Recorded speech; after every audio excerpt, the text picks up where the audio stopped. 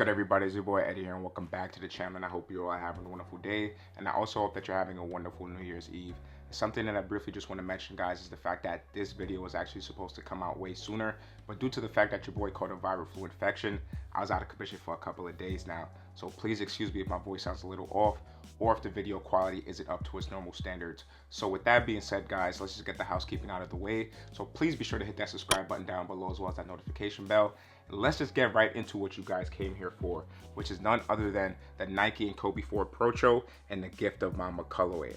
And I have to say, guys, I'm a bigger fan of the Kobe 6 silhouette. However, between the reverse Grinches and this Gift of Mamba colorway, this is the clear winner, just due to the fact that it's an all black colorway with some light gold hints, and it's just going to be more wearable for a casual sense. Obviously, these are basketball sneakers, but a lot of people are wearing Kobe's now for that casual fit. And I have to say, compared to the reverse Grinches, these are going to be way easier to pull off, and it just looks cleaner. So now we're going on to the box details. We pretty much have the same Kobe Protro box that we've been seeing for the past couple of years now, which is that all black Mamba scale box with the Kobe sword and shield logo right there. And then when we look at the sticker tag, it does read off as Kobe 4 Protro, and the colorway shown is black, and university gold, and I did go with a size 8.5, which is my standard Kobe sizing. Normally, I am a true to size of a size 8, but most Kobe sneakers have that sock-like snug feel, so the size 8 would be too uncomfortable for me, and that's why the 8.5 works perfect. Then once we open this lid right here, you can see that it's an all black box with some white wax tissue paper. With that being said, that's going to conclude all the box details. So now let's just focus briefly onto the history of this Kobe 4. So to be honest, guys, when looking at the Gift of Mamba name from a historical perspective, there's not much from it other than the fact that we all know Kobe as the Black Mamba.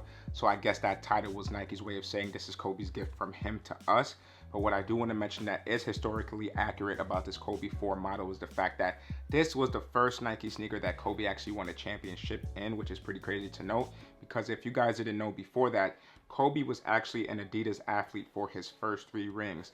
But what I do want to say is that his Nike run was way more impeccable, the sneakers were way better and way more classic, and are still technically sound to this day, because there are still a lot of athletes who keep asking Nike for a lot of Kobe models because they are just some of the best sneakers to hoop in overall. So with that being said, guys, that's going to pretty much conclude all the historical details of the sneaker. Now, when focusing on to the details of the sneaker, I want to start off with the toe box area, but I do briefly want to mention that the sneaker is primarily made out of that nubuck material, and we do have some faux snakeskin details that is embossed all over the shoe, which I'll get into later. So when focusing onto that toe box, you can see that we have a bunch of perforated holes, which means that this sneaker is going to be very breathable.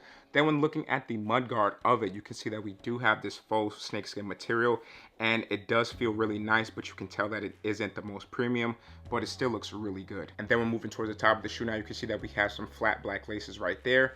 And then on the tongue, we do have this mesh detail, which makes it even more breathable. Then at the top of the tongue, you can see that we do have some more nubuck details, as well as that sword and shield Kobe logo right there, which looks really nice in that glossy black finish. Then when focusing onto the lateral side of the shoe right there, you can see more of the mudguard coming up onto the shoe with that snakeskin touch. Then when focusing onto the quarter panel area, you can see that we do have more of that nubuck, and then we have that beautiful snakeskin Nike check right there. Then when moving towards the back part of the lateral side, you can see that we have this TPU cage that wraps around the whole heel area. But what's really significant about this is the fact that we do have Kobe's signature in this gold detail right here, which does make the shoe pop. Then when moving on to the back heel area now, you can see that we do have that 24 logo right there in this nubuck touch, and then we do have more of that TPU cage being revealed right there. Then when moving on to the medial side, here's where things get really interesting to me, because we do have the same thing that follows suit. However, when you actually focus on the perforated holes right here, this is a very important detail that can be overlooked, because to the naked eye, it just looks like some regular holes. But if you analyze more closely, there are some smaller holes and there are some bigger holes. And when you actually focus onto the bigger holes, this actually makes a 4 right here.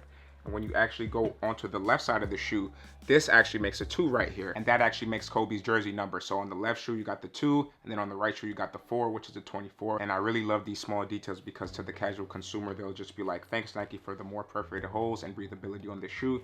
But to the trained eye, you'll be like, oh snap, that looks a little bit different from the other perforated holes.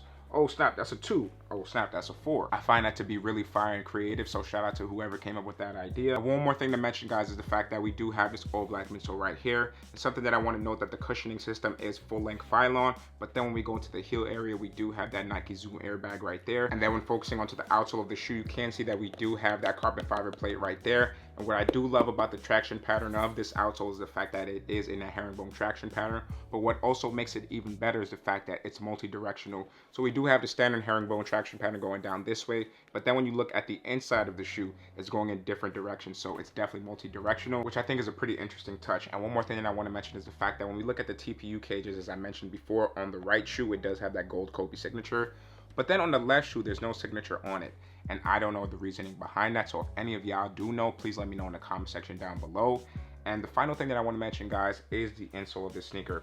So we do have this all black Nike insole right here with that Kobe sword and shield logo right there. And with that being said, guys, that's going to conclude all the history as well as the details of the shoe. So now let's get right into this on full look, all right?